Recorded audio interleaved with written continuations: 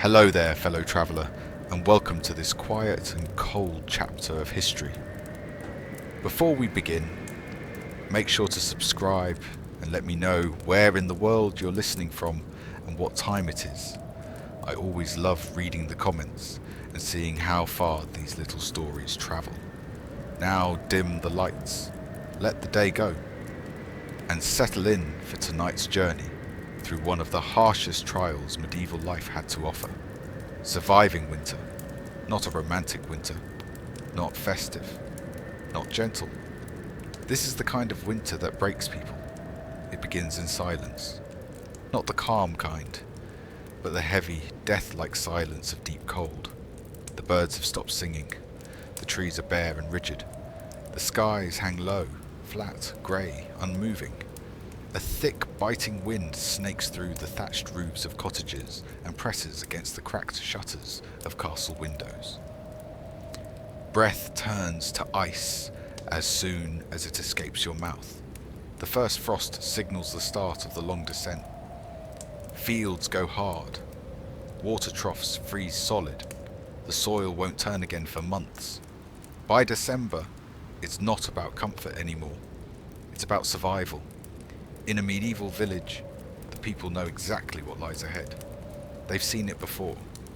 Grandparents whisper stories of brutal winters past, of famine, sickness, of neighbours who didn't make it, children who fell asleep and never woke up, entire families buried in the spring thaw because the ground had been too frozen to dig graves.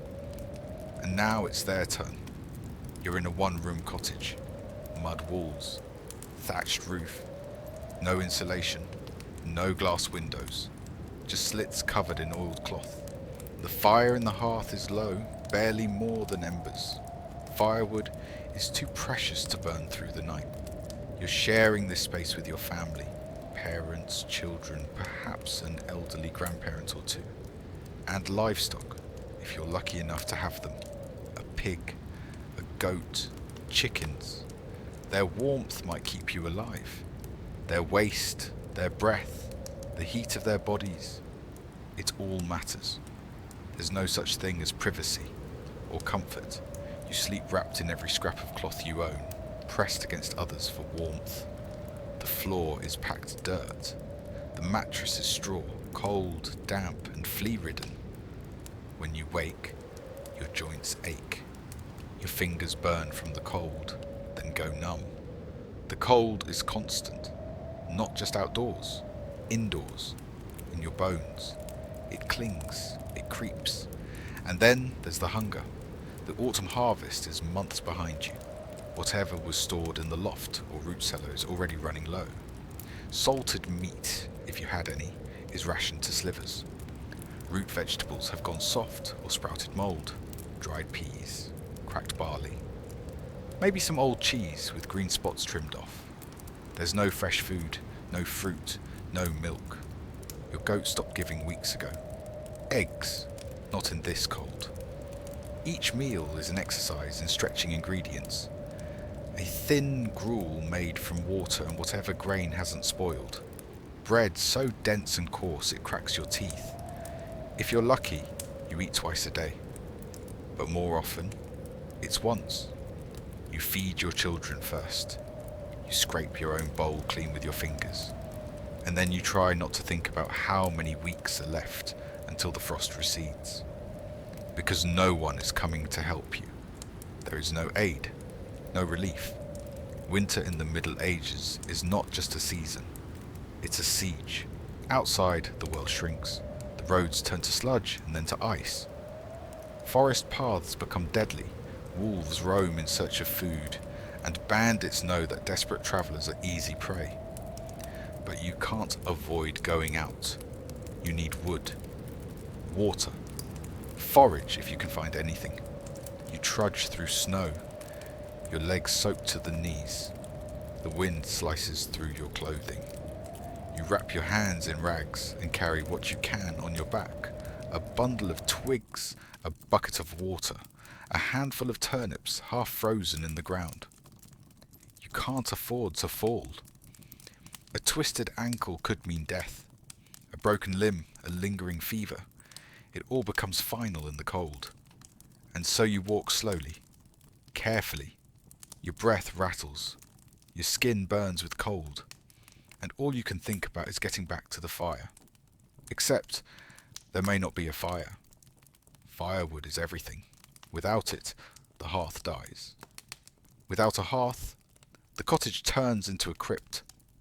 And cutting trees is forbidden in many places. Those forests belong to the lords. Take too much, and you risk a whipping. Or worse. So you collect fallen branches, old thatch, animal dung, dried and burned like logs. You save every splinter, every twig. You count the nights ahead. You ration the flames. If the fire goes out in the middle of the night, someone has to rise to rekindle it. You draw lots, take turns. The one who gets up rubs numb legs, then shuffles to the hearth. Their breath clouds the air. Their hands shake as they try to coax life back into the embers. Sometimes it works, sometimes it doesn't. And when it doesn't, you don't sleep.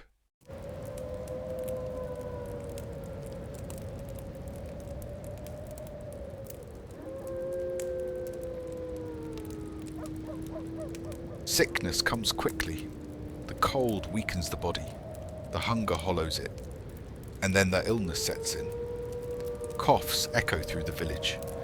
Children wheeze in the night. Elders fall quiet, wrapped in cloth, motionless by the fire. There are no doctors. Only herbs and hope. If someone begins to cough blood, they are quietly separated from the rest. Covered in extra blankets, but left alone. A sign is carved into the door, so others know to stay away. Fevers rise. Bodies chill. People die in the same beds they were born in. When they die, you wrap them in cloth and place them outside. Frozen ground means you can't bury them. Not yet. You build makeshift coffins or simply wait until the thaw. Every death means one less mouth to feed, and every death makes the house a little colder. Even the nobility don't escape. Their castles are made of stone, which traps the cold. Fires burn in great halls, but not in every room. Drafts creep through tapestries and doors. Even kings sleep with their dogs on the bed, for warmth. There are stories of queens who died of cold, servants who froze while fetching water, courtiers who lost fingers and toes to frostbite in unheated corridors. They may dine on roasted meats and mulled wine, but when the wind screams across the battlements and the fires burn low, they shiver just the same. Winter levels everyone, eventually. And then there's the fear, the deep, gnawing kind that sits in your stomach when you count how many days are left, how much food, how much wood, how many healthy bodies. You listen for the wind, for the silence outside, for the sound of wolves, for the cracking of ice. You pray, not out of devotion, but desperation, because there's nothing else to do. You whisper to yourself, just a little longer, just until spring, and you wonder, how many of you will still be here when it comes?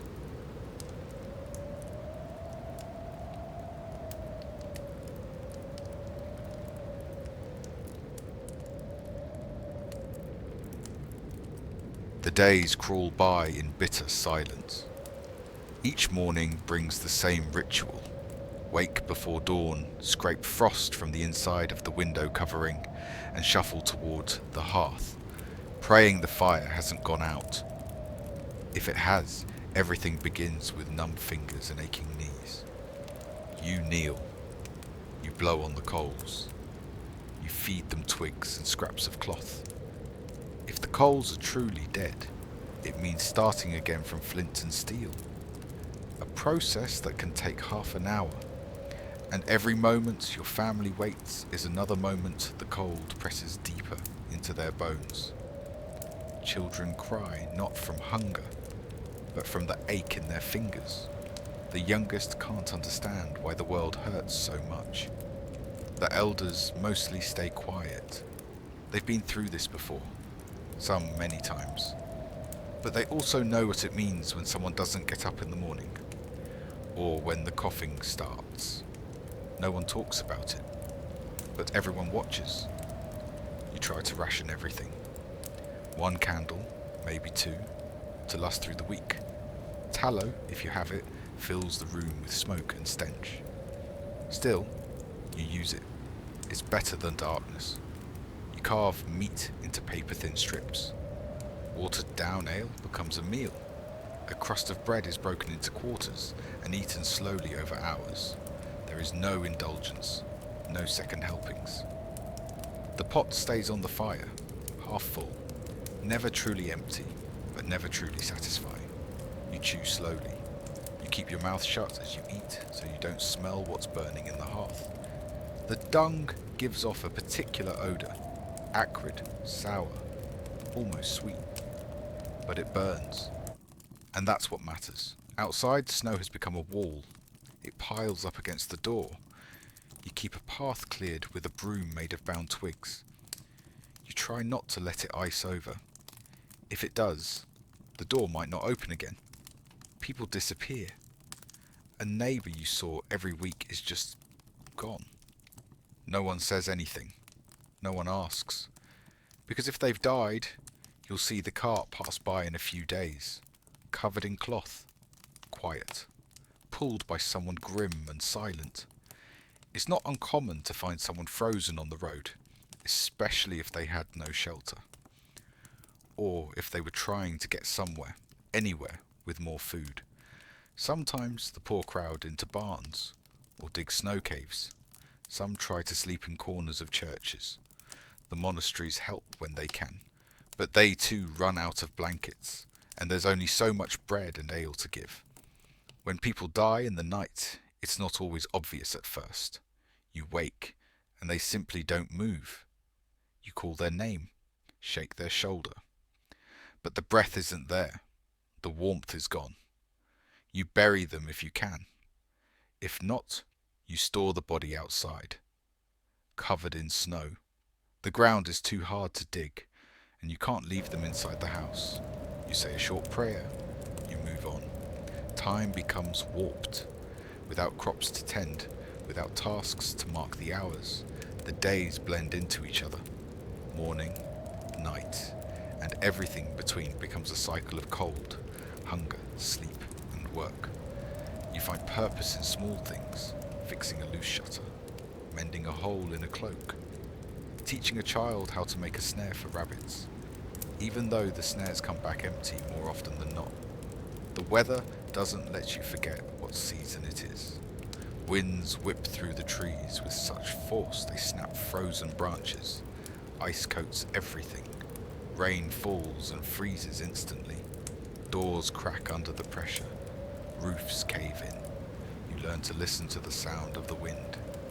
It changes before a storm. When it rises to a howl and the snow begins to fall sideways, you know no one is going anywhere. You stay inside. You pray the walls hold. Inside castles, it's no paradise. The rich may eat better. Venison, preserved fruits, heavy loaves baked in great ovens. But they still suffer. Servants in castles walk barefoot across icy flagstones. Water freezes in the basins before it can be used. Pipes burst. Walls sweat from cold. Chambers are draped with furs and tapestries, but even that can't stop the drafts. Chimneys smoke. Fires roar but do little to warm rooms the size of barns. Children of nobility play in corridors wrapped in layers. Their noses red. Their fingers blue. Queens wear gloves indoors. Kings drink spiced wine for warmth. Yet despite all their wealth, their breath still fogs the air. Illness finds them too. Plague knows no class. Influenza, dysentery, pneumonia. These do not respect noble blood. There are stories of noble women freezing in their beds, their gowns soaked through with melted frost, of kings ordering entire forests chopped for firewood, of servants found stiff in the stables, and they too count the days until spring.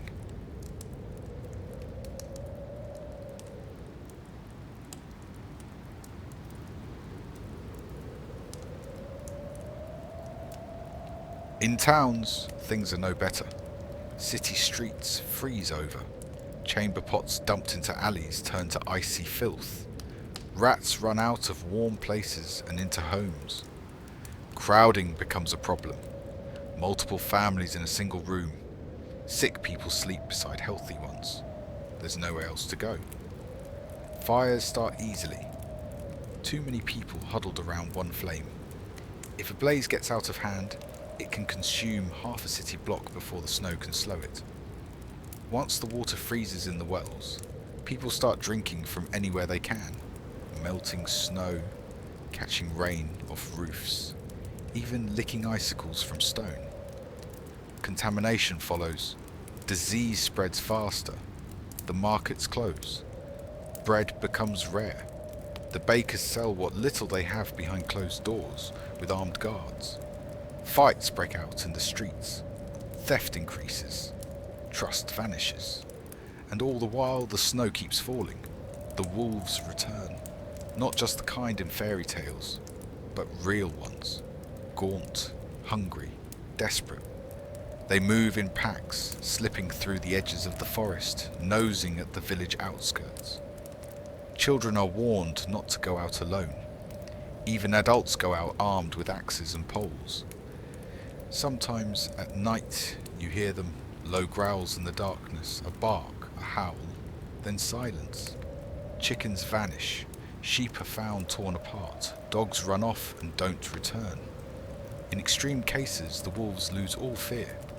They come into the village itself. The church bells ring, people gather with torches, but the beasts are gone again, vanished into the white.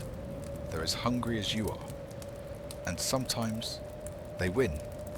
And then, the true test. The deep weeks of late January. This is the worst time. The cold is relentless. The stores are nearly empty. The daylight is short. The wind doesn't let up. This is when the choices come. Hard choices. Do you eat the last bit of grain now and feel full once? Or stretch it for a week and be hungry every day? Do you use the last of the wood to warm your sick grandmother? Or save it in case the baby falls ill? Do you stay in your village? Or risk travelling to another that might have more? And what if they don't? People make hard decisions. Some leave. Some stay. Some give up.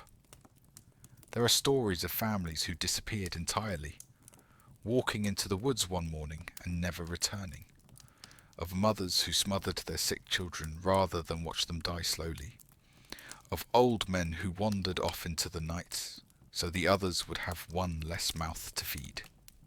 No one judges. They understand. The cold makes people desperate.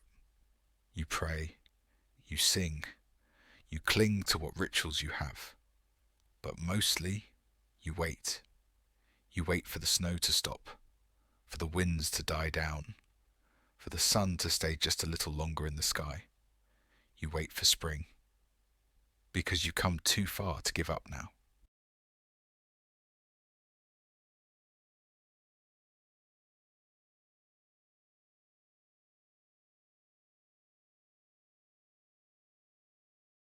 You make it into February, just barely. The worst of the wind has passed, though the snow still falls in dull flurries.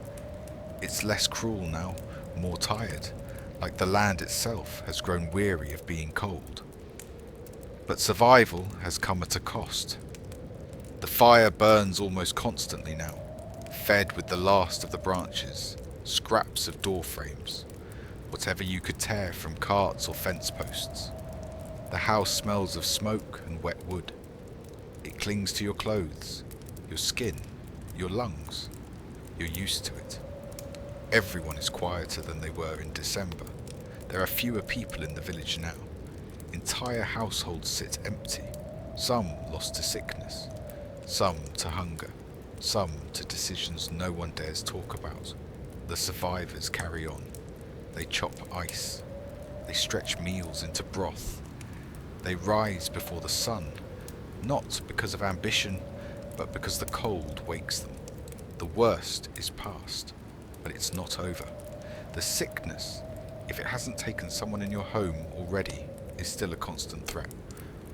One cough, one fever, one infection from a cut made while chopping wood, and it could mean death, and not the fast kind. Without clean water, wounds fester. Without food, bodies break down. There's no doctor, no medicine. You pray over the ill and try not to look at them too long. You stir the same pot of stew for days. You keep the fire alive. That's all. You've learned to live with the ache. The constant gnawing ache of hunger. Not starvation, not exactly. Just an empty, slow burn in your belly.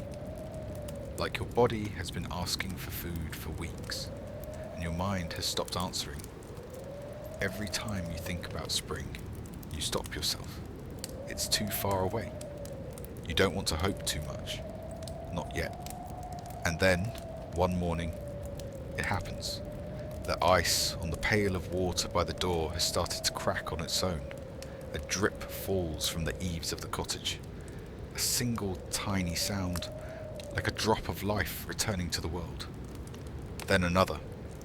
Outside, the snow isn't quite as deep. The wind is still cold, but it smells different. Damp, soil, a promise. For the first time in months, you step outside and feel the sun on your face. It's faint, yes, but it's there. It stays just a little longer in the sky than it did before. The birds haven't returned yet, but you can feel them watching, waiting. You start to believe it's possible. Not that it's safe, not that it's over, but that survival was not for nothing. With the shifting season comes movement. People emerge from their homes like ghosts, faces gaunt, eyes sunken, but alive. The roads become passable again. Muddy, yes, slippery. But they're roads again, not traps. Messengers return from nearby villages with news. Trade begins to trickle back. And with it, the fear begins to lift, slowly, cautiously. Someone laughs for the first time in weeks. You hear it from across the field. A thin cackle from an old woman watching children stomp in a patch of slush. It doesn't even sound like joy. It sounds like relief.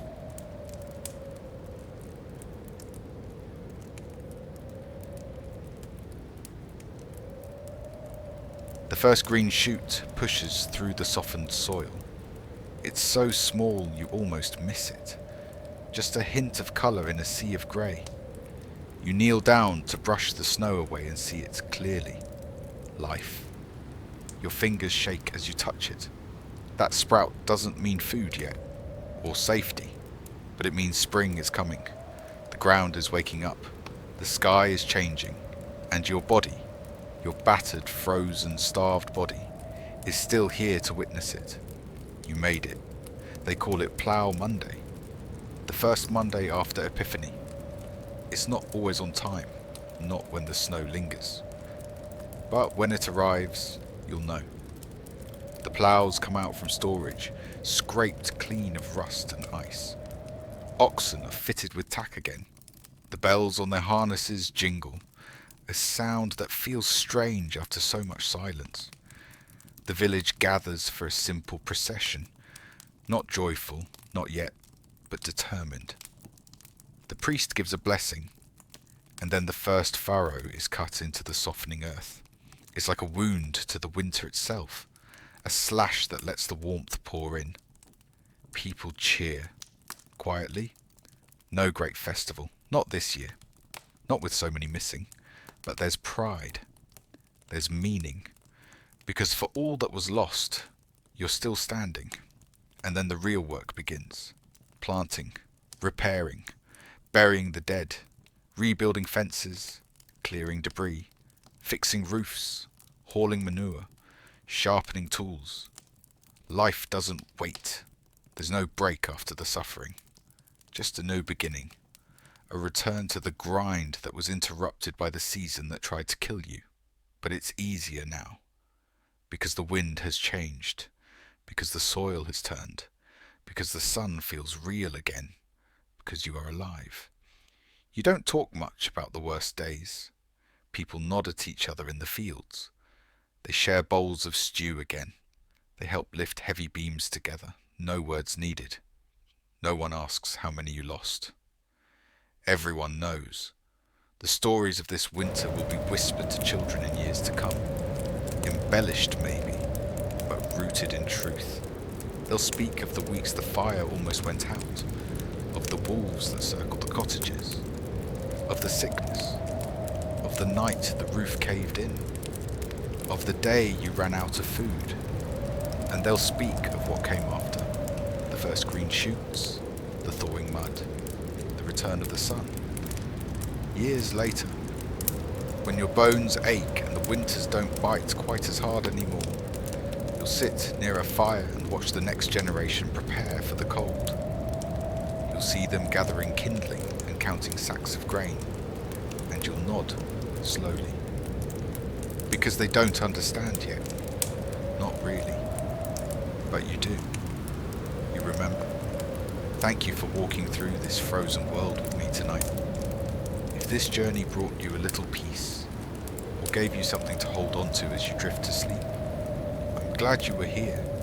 Subscribe if you'd like to return again for more quiet stories of hard lives and quiet strength. There's always another corner of the past to explore together. For now, rest well. And remember, spring always comes, even when it feels like it never will. Good night.